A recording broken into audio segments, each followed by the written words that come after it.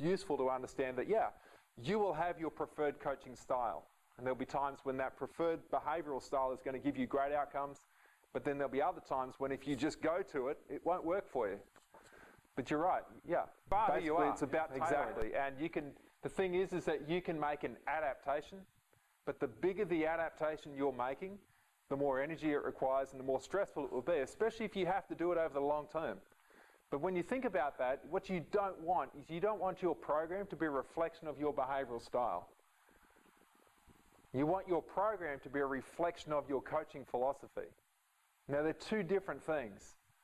Like if your program becomes a reflection of your high D style of coaching, then it does become very authoritative, disciplinary, and it does become highly directive.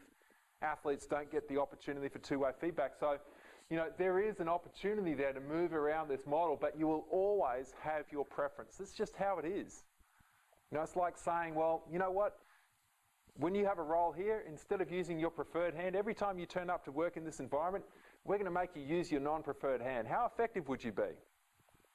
Ineffective completely, right? Now, what if you did that for your players?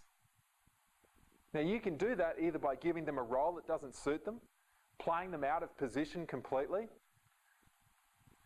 Do you know, you understand what I'm getting at? Or coaching them in a way which just does not suit them at all.